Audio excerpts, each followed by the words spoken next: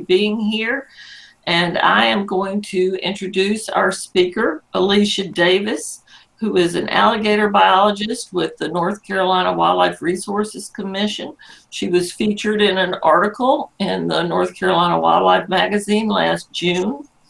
She is responsible for the management and coordination of a wide range of alligator-related projects.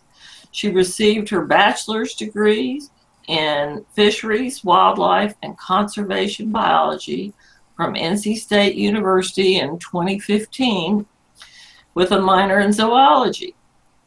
Alicia is a member of the Wildlife Society, the North Carolina Herpetological Society, North Carolina Partners in Amphibian and Reptile Conservation, and the Southeastern Association. So here is our very own Alicia Davis. Thank you so much for that introduction, Anne, and thank you so much for having me today. I'm really excited. I do prefer to do this in person, but like I said, I'm really excited to be here. I'm going to try and keep an eye on the screen, so if anybody needs to get my attention, maybe try and wave. I can see both Anne and Tara, so hopefully they'll help me throughout this.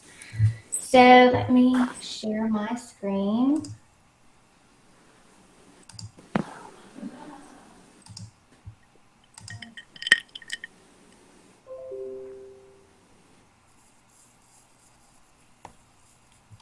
And now I'm not able to see folks anymore. Oh, there you are. Okay. So today, I hope all of you are here to get educated, because that's what we're going to do today. I'm going to go over what good is an alligator anyways. So I'm going to talk about some of the challenges they're facing, because it's not always easy at the top of the food chain. And I'm going to talk a little bit about what our agency is doing to learn more about alligators in North Carolina. But first up, I do want to give a little bit of background. This represents the range of American alligators throughout the Southeast. They were on the very first list of endangered species back in 1967. In the absence of hunting, southern populations rebounded pretty quickly in places like Louisiana and Florida and Texas, so much so that they requested to have their populations reclassified as threatened due to similarity of appearance. And as of 1987, the alligators throughout the remainder of their range were reclassified to that same classification. These 5 states began hunting alligators in the 2000s.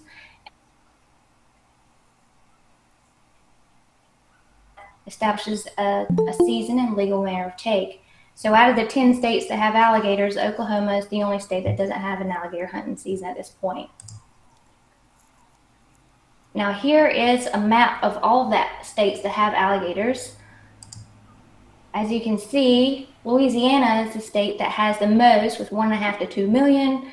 There's over 1 million in Florida, about 500,000 in Texas. Those are the 3 states there again that have the most. We don't actually have a population estimate for alligators in North Carolina, and I'll come back around to that. I'm going to get into why as we go throughout the presentation. So first of all, alligators occur on the coast in North Carolina. They occur as far inland as the Sand Hills and as far north as the Albemarle Peninsula. They can be found in fresh to brackish waters in swamps, rivers, lakes, and ponds.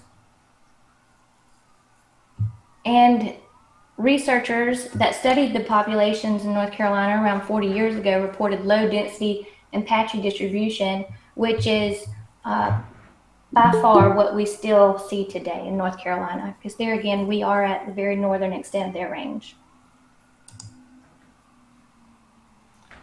So based on Palmer and Braswell's book from 1995, at that time, the record female alligator in North Carolina was just over 8 foot. However, that record is around 8 foot 10.5 inches now. This was a female that was caught at Lake Waccamaw within the last couple of years. This is what we expect to see. Females max out at around 9 foot. The male at the time this book was published, the record male was 12.5 foot. That record has been shattered now. The record is now 13.5 foot. And here's a picture of that alligator. So really good size alligator, isn't it? Now I actually caught an alligator this same day that this alligator was caught, within less than a mile of this alligator. And what was exciting about that, it wasn't the record-breaking 13.5 footer, but it was the first alligator that I ever caught with my bare hands. You guys like to see a picture of that? I see you nodding. I see you nodding. All right, look at that whopper. It's a good size alligator there. It's really hard to imagine when you see those pictures of really big alligators that they start out this small. So this represents the annual seasonal activity patterns of alligators. Does anybody want to guess what alligators are doing this time of year? If you could type it into the text box, the chat window. Now what we're looking for here, we're looking for the scientific name of what alligators are doing this time of year. Now here's a hint. This dark gray represents an inactive period for these animals. Oh, I see some good guesses, good guesses.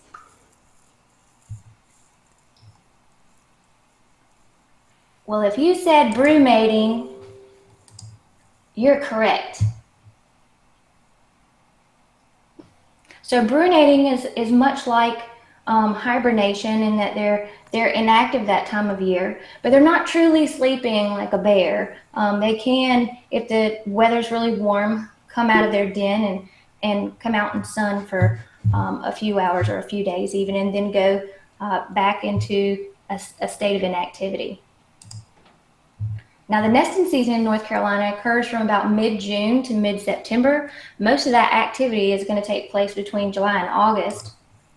The female is going to take a lot of vegetation in the area. She's going to scoop up dead stuff. She's going to pull up live stems and build that into a really big nest and lay all the eggs in one spot in one day in an egg chamber. And then she closes that up. And as that nest material decomposes, the heat that puts off is actually what incubates the eggs. The females don't sit on the eggs like a bird, like a chicken. It works very much like a compost pile. Nests have an average of about 35 eggs, but they can lay up to about 70 in one clutch. Most females don't nest every year. They nest every second or third year. Now, much like sea turtles, the sex of the hatchlings is actually determined by the temperature of the nest during that middle third of the incubation period.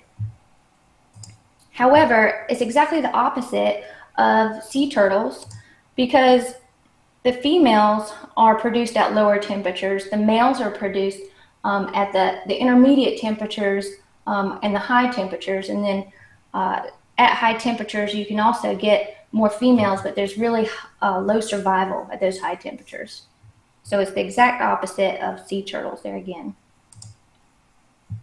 Now, unlike most other reptiles, female alligators are actually really great moms. So after she builds that nest, she's actually going to hang around. She's going to guard it throughout incubation, guard it from things that want to dig into the nest and eat the eggs, like raccoons and possums, that sort of thing. Now, when the young start to hatch, they'll start calling out actually from inside the eggs and inside the nest, and she'll come and help them in that hatching process. She'll break open the nest. She'll carry the hatchlings that have already hatched to the water, and the ones that haven't hatched yet, she can even roll them around on her tongue and help them hatch out. And they're going to stay in her territory for a couple of years. Now, they feed themselves But if they feel threatened, they'll call out and she'll come to defend them from predators. Now, a group of juvenile alligators is called a pod.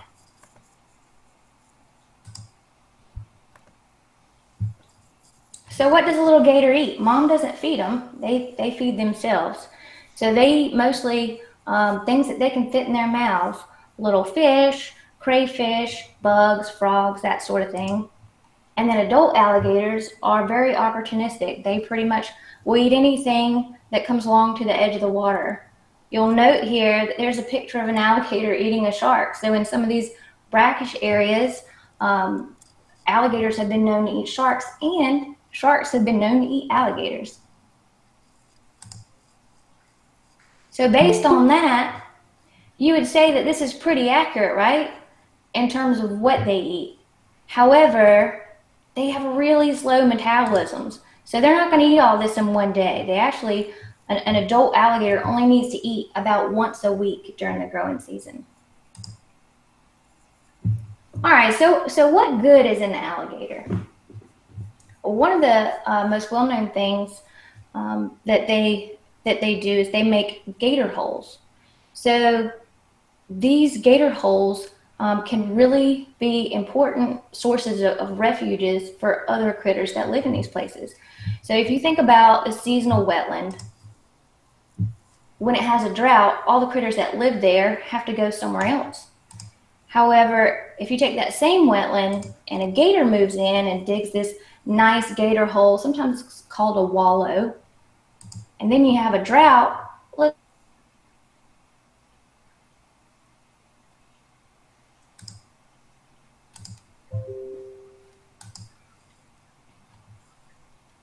they're also known as apex predators, which means they're at the very top of the food chain.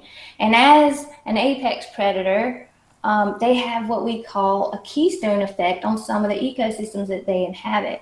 And what this means is that their presence really has a strong contribution to the stability of that ecosystem. Now, let me show you an example of why.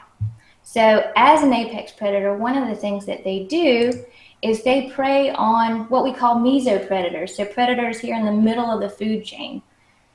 And by preying on these predators, it keeps these guys from wiping out the little guys down at the bottom of the food chain. And that helps keep a balance, a healthy balance in the ecosystem. Now, a really good example of where this role that they play has what we call a keystone effect is a salt marsh ecosystem. So even though there aren't a whole lot of alligators in these areas, they can have a situation. The alligator is preying on the blue crabs, and by keeping them from wiping out these mussels actually help the Spartina cordgrass that creates the basis of that ecosystem. Now, I do also like to joke and say that alligators get hired as baby bird bodyguards. That's not really what's happening here, but kind of. And so scientists have actually learned that these colonial nesting birds, these birds that nest in big colonies, will choose to nest in sites that have alligators over places that don't. And the reason for that is that alligators can't climb trees. But there are other things that can, things that want to eat their eggs and their hatchlings. And so the presence of those alligators is a really strong deterrent for things that want to climb the trees for obvious reasons, right? They don't want to get eaten by the alligator. Now, alligators have actually figured out a really smart way to capitalize on this whole situation. So while mama and daddy bird are building their nest and they're looking for just the right twigs to build their nest with, alligators have figured out if they sit really still with a couple of nice looking sticks on their face, they might get lucky and have a bird come and land right on their snout. Now, crocodilians are the only reptile that are known to use sticks as tools to lure their prey. And the reason I say crocodilians is that Alligators aren't the only crocodilians that have been observed doing this. Mugger crocodiles have also been observed doing this same thing. But as I said, it's not always easy at the top of the food chain. They may end up as apex predators, but they start out at the other end of the food chain. So if we come back to our food web here, you can see that we've got some arrows pointing in the other direction. That's because all of these mesopredators also like to eat baby alligators. In fact, it's estimated that around 80% of alligator hatchlings, even though mom is there to defend them, about 80% of them don't survive that first 2 years of life. So the first thing people ask is, well, what on earth wants to eat an alligator? All kinds of stuff. Mammals like raccoons, bears, birds like great blue herons.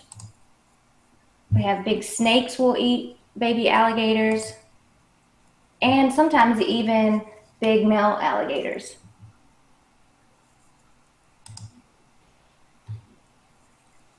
Now, another challenge that alligators face here at the northern extent of their range is that it takes considerably longer for juvenile alligators to outgrow that vulnerability to predation here in North Carolina, and that's because they grow so much slower. So let's talk about why. So alligators can't metabolize food after the temperature drops below about 60 degrees, so they quit eating once the temperatures drop that low. And when they're not eating, they don't grow. So for this reason, alligators grow a lot slower here than they do in places like Florida. Now, their reproductive maturity is not related to how old they are, it's how big they are. So they're capable of breeding once they reach 6 foot, but it takes longer at the northern extent of their range to get that big. So in places like Louisiana, for example, they could reach reproductive maturity around 10 years of age, whereas up here in North Carolina, for females, it can take close to 2 decades before they're old enough to start reproducing. So I get this question a lot. People want to know if alligator populations are going to benefit potentially from climate change. Well, the answer is not an easy one. As we know, climate change doesn't just result in overall warmer temperatures. It results in a lot of really unpredictable weather patterns. So this is just an example of a couple of years ago when we had temperatures that were extremely, extremely low. It was record-breaking temperatures for over a week. We had tough on a critter like an alligator.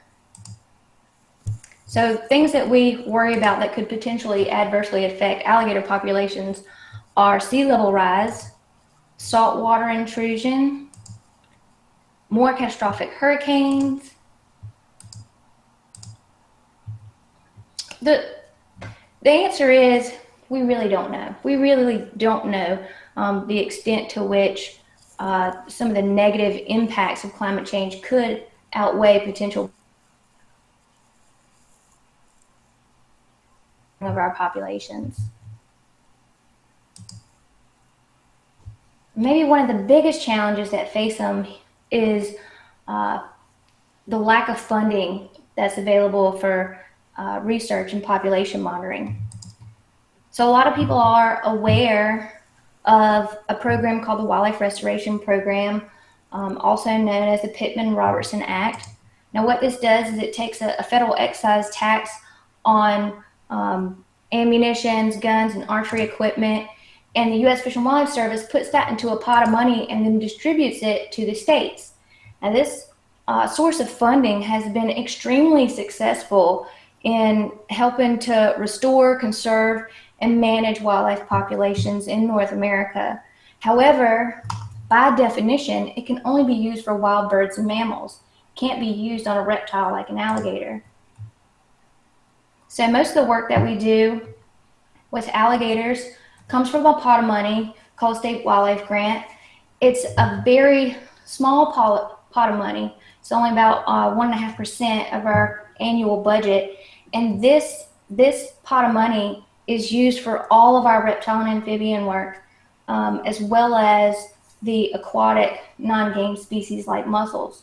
So every dollar that we pull out of this fund to use for alligators can't be used for things like bog turtles and gopher frogs and hellbenders. So we have to be really smart about how we use this money.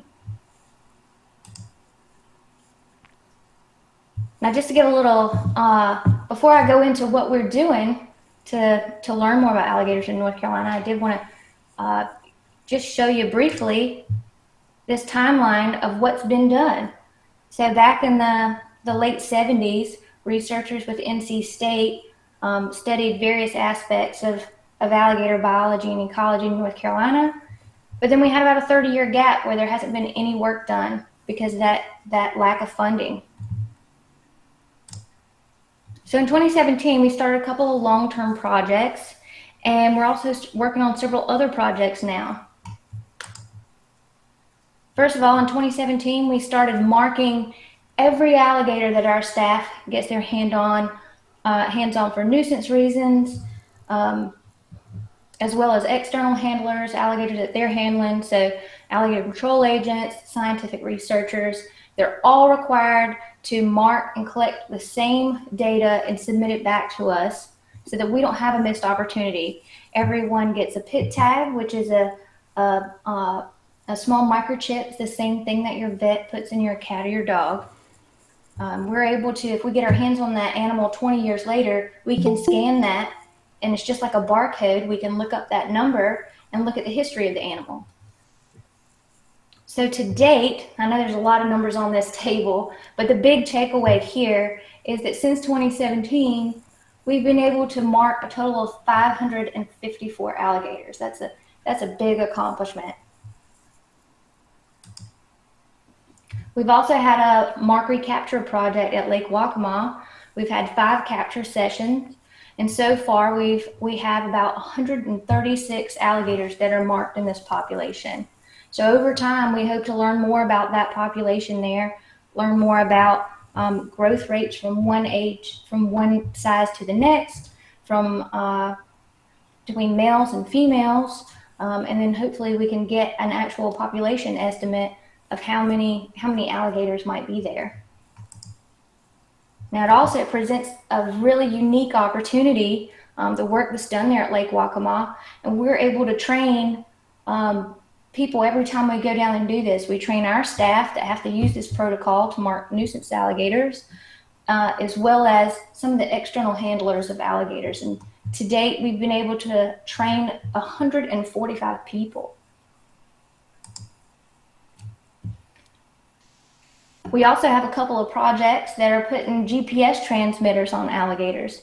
The first of which began in November of 2018, where we started to put transmitters on relocated alligators to learn more about their movements after we relocate them. So we want to know what happens to them, how often are they surviving, how often are they leaving and trying to go back to their territory versus actually staying. We've also, as of May of last year, started putting transmitters on reproductive aged females to learn more about nesting in North Carolina. So to date, we've put a total of 6 transmitters on relocated alligators. And I just saw a question pop up. Let me see if I can. Are there particular areas that we relocate them to? Do they stay in North Carolina if you find the nuisance gator in North Carolina? When we relocate them to remote areas. So typically remote areas on game land property. Do they stay in North Carolina? Yes, they do. How far would they go to try to get back to their location? So they've done some studies in other states to look at this. And from what we know, based on those studies, some of which, none of which use GPS transmitters, they have been known to come back to their home territory when they've been relocated up to 60 miles away.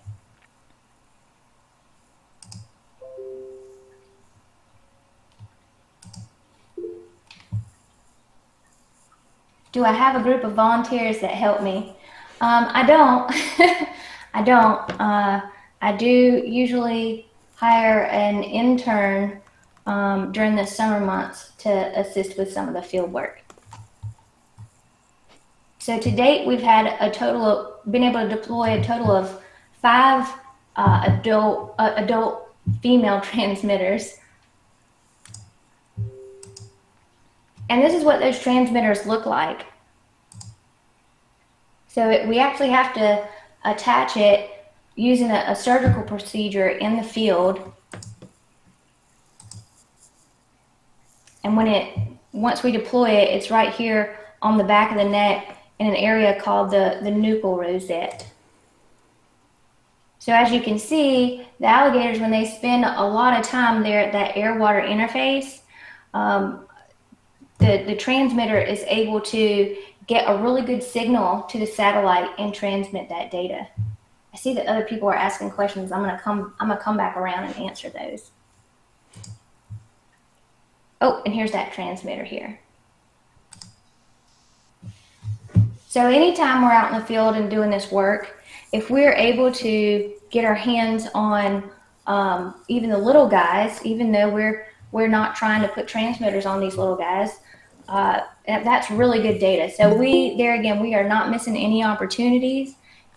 What we can learn from tagging these little guys is when they're that small, we know exactly how old they are. And so when we catch them the next year, we know how much they grew from one year to the next, and so on and so on. So there's no way to age an alligator as an adult. You have to start by marking it when it's in the hatchling. So anytime we come across nests or fine nests as a result of the females that have the transmitter that are leading us to their nest, we definitely do egg counts and collect data from the nest. One of the things we're really excited to start trying next year is potentially using infrared technology to help locate nests. So you can't see it here because of the vegetation on the bank on the other side, but behind these bushes is an alligator nest. You can see here, this is a ditch crosser. This is what we use to get across the ditch to find the nest. Now, we came at night and looked with infrared technology, and you remember I said that nest, as it decomposes like a compost pile, it's put through the vegetation. So the hope is that we can use this method as a new way to try and locate nests in these areas. And what was supposed to start in 2020 were our annual spotlight surveys for alligators, but unfortunately due to COVID-19, we had to push that back, and we'll start that in 2021, next year. So I always get this question, what can you do to help? Well, as I said, one of our biggest challenges is funding. You may have seen these license plate with this really handsome frog on here. If you get this license plate, every year you're donating $20 to the Non-Game and Endangered Wildlife Fund. And it supports not only alligator projects, but all the other projects that are conducted by our wildlife diversity program. You can also support the program by donating directly. You can go to this website, ncwildlife.org/give-donate, and donate directly to our Wildlife Diversity Endowment Fund. All right, let me see if I can get back to those questions. Ooh, a bunch of them. Okay, do they get back via waterways? That's a really good question. That's one of the things that we really were interested in learning by putting these transmitters out. And what we're finding is that not always. They usually do try and follow waterways as well as roadside ditches and things like that. But in some cases, the space between the 2 points that we get from these transmitters, there's no way they could get there unless they were traveling over land. Do I want a group of volunteers to help you? I'd love to have volunteers. We have to find out about some of the ways that volunteers could help us. Now, one of the ways that you could help us right now, there's an iNaturalist project called NC Alligators. It's free. And how many of you said that you have seen alligators in North Carolina? I think it was only a couple of people that had not. So if you see an alligator and are able to take a picture safely, from a distance, and you upload it to that, it stores what's called metadata with that picture. And so when you upload it, it already knows where you took the picture, what time you took the picture.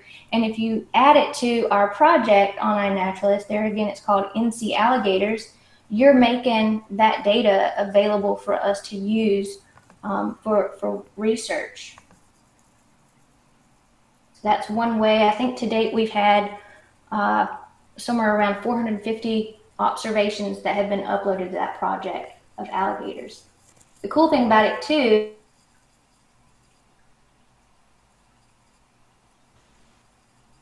have they traveled farther than that during droughts, like in Texas? Well, they're definitely not traveling up that far, like from Texas. I can't answer that question, unfortunately. That's a really good research question. How many juveniles have you marked? Oof, a lot. Just a couple of weeks ago, we actually were able to locate a nest by finding a group of hatchlings that had already hatched. And we went over to the nest site and were able to capture, I think it was 32 little hatchlings in one day. So those numbers can really add up because there's a lot of little guys, but not a whole lot of them are surviving to get to the top of the food chain, like I said. Do the sutures deteriorate eventually? So we don't use any sutures when we put the transmitter on. The transmitter, as I said, it's the transmitter itself sits on top of the alligator, but we surgically implant stainless steel cables that go up under the osteoderms, and then they're crossed through the grommets and the channels on the bottom of the transmitter, and crimped and everything. And the life of the transmitter usually outlasts how long it stays on the alligator because they are so rough and tumble. The transmitters, depending on how you have the settings set, they last from 2 to 3 years for the two projects. But alligators are extremely good at healing. That's another thing that another amazing fact about alligators. So we see them all the time missing whole legs, big chunks out of their tails and things, and just have naturally healed beautifully. So they are extremely resilient and resistant to infections.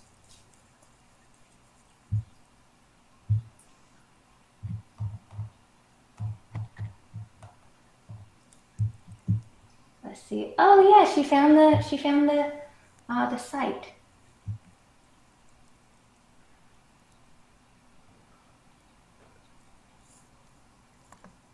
I do see some more questions in there. It looks like we have quite a few. At Lejeune and Cherry Point, they've had many gators and wildlife people at each site. Yes, we do work with them. So Camp Lejeune, they're wildlife biologists there. They have an endangered species permit from us, and they adhere to that same marking and data collection protocol. So if they from one place to another for public safety reasons, or most times alligator safety reasons, they mark it and they take measurements, they collect all that data, and then they submit it back to us. So yes, we do work with them, and they do a fantastic job.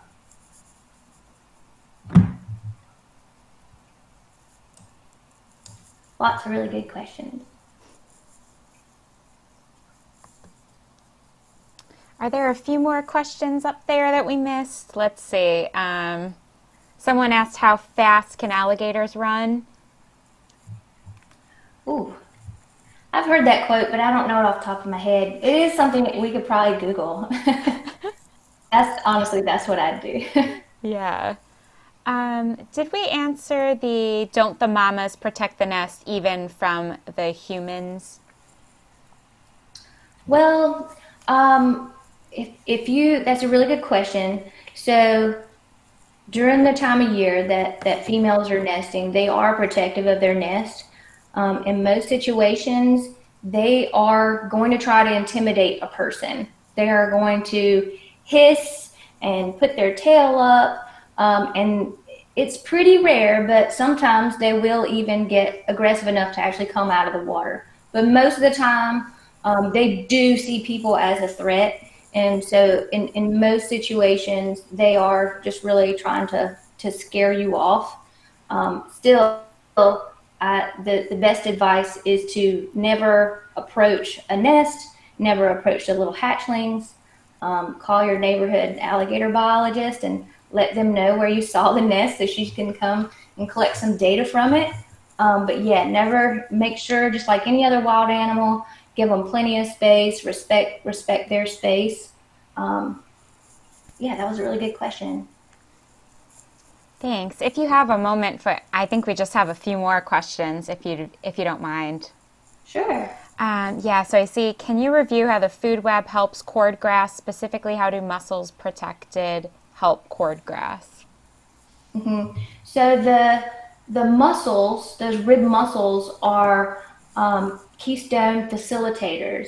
So they, and there again, that's another good one to Google of how that relationship works between the mussels and the cordgrass, because I don't really know the specifics of it, other than one depends on the presence of the other. Yeah, some tough questions here. How about bird question about gill nets, Alicia? That's a very good question too. Do gill nets impact alligators? Do they impact alligators? Not that I'm aware of. Like, I don't get a lot of reports.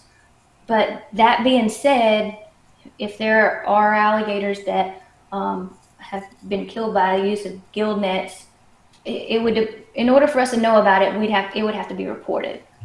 So if you were checking a gill net and didn't report it to us, we wouldn't have any way of knowing. I have had someone send me a video once, a fisherman that was checking his nets. I'm not sure what kind of net it was, but he sent me a video of where he was checking it, and an alligator was wrapped up in the net. So yes, they definitely can get caught in a net. And they can't breathe underwater. They do have to be able to get to the top of the water to breathe every 45 minutes or so.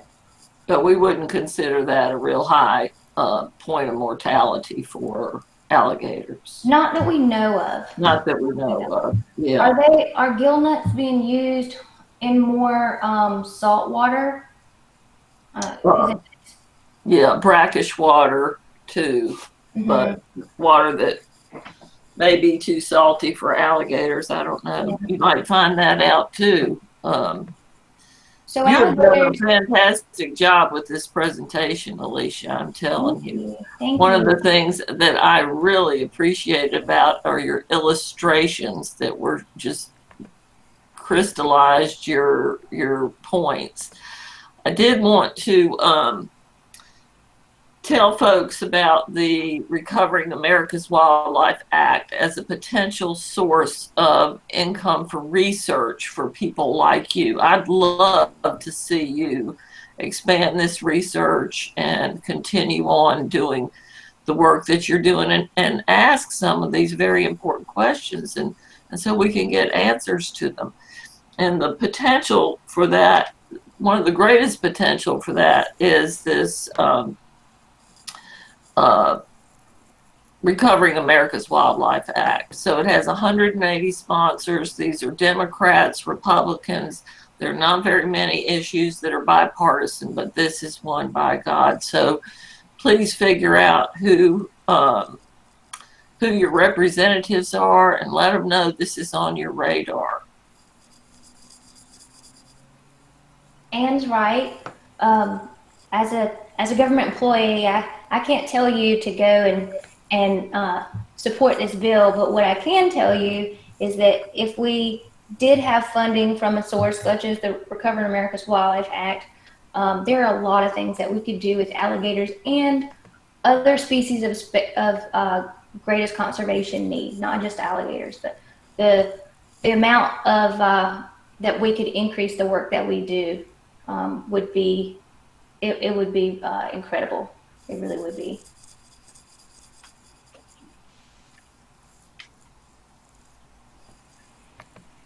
Okay, here's coming up a link. How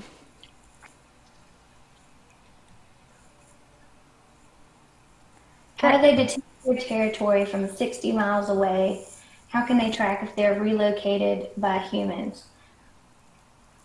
I don't think that we know for sure. This is something that scientists have historically tried to look at, looking at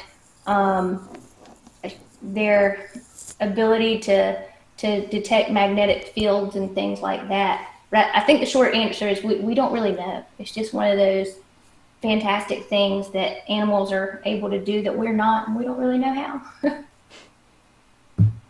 Please comment on recent work showing alligators using salt waters.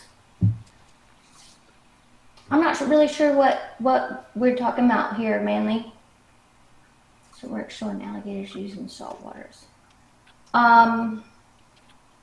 So what I will say is alligators, they don't have the salt secreting glands like a crocodile does, or like a saltwater crocodile. But just like us, you know, we can go swimming at the beach. We just can't drink the water. So they are seen, they do regularly use brackish areas and sometimes even waters that have high salinity. Sometimes we even find them on the beach, you know, swimming out in the surf. But they don't,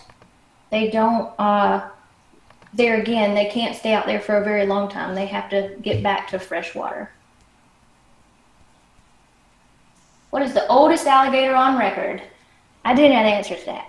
And that is because it is still alive. There's an alligator in Serbia that has been there for over 80 years, and it is still alive. So they can live a very, very long time. Is that a captive animal, Alicia, that's being fed? Okay. Yes. Yeah, in the wild, they're probably not living that long. It's probably, you know, they're probably living somewhere more in the neighborhood of 50 years or so. There is a long-term study that is still going on in South Carolina where they've been collecting data on alligators for over 35 years. And they have been able to, by collecting all this data on so many alligators, they've been able to estimate how old certain alligators are that have been recaptured over and over. And so they have a few that they estimate, they're able to estimate their ages. And I know there's at least one female that's in her 60s that is still nesting. Now, I'm correct, Alicia, and you may have covered this, that crocodiles are more adapted to saltwater environments than alligators are. Yes, because they have the salt secreting gland, so they're able to spend a majority of their time in saltwater environments. So Manley says alligators have been recently using waters off of Georgia. I'm not really familiar with that. And if you'd like to unmute Manly and ask your question or explain a bit further, you can definitely do that as well.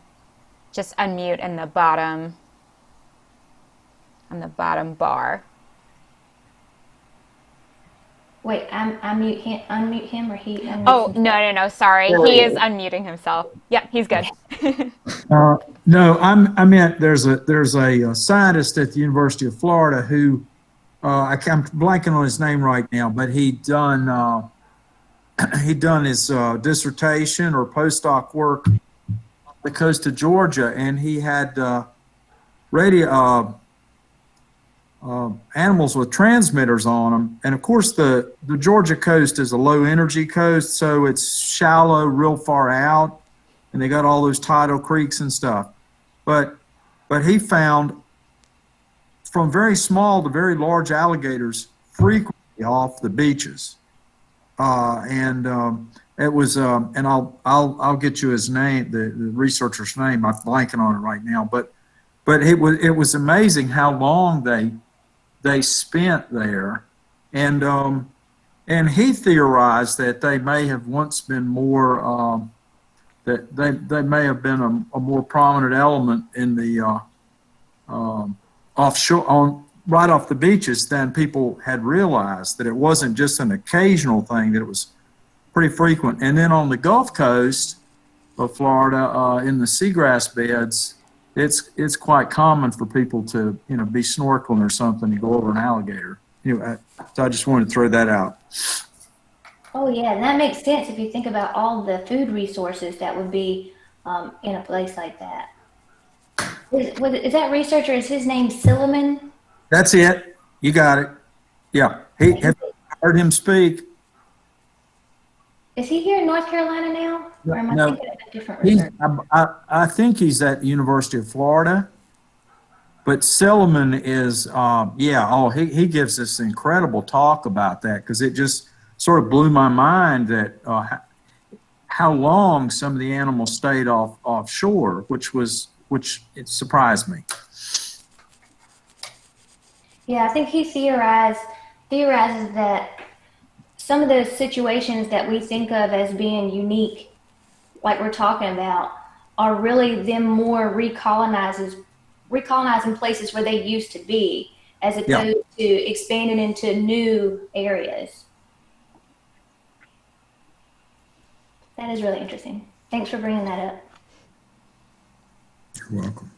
Any other questions, folks? I just see one more, which is a good one to end with. How did you fall for studying alligators? I was in the right place at the right time. I was willing to do the job that nobody else wanted to do, and I ended up with a really cool opportunity. So I tell students that all the time when they say, how did I end up in this position? I say, I worked hard and did a job that other people didn't want to do, and got noticed because I was working really hard at it. So don't just do the things that are fun, because it might still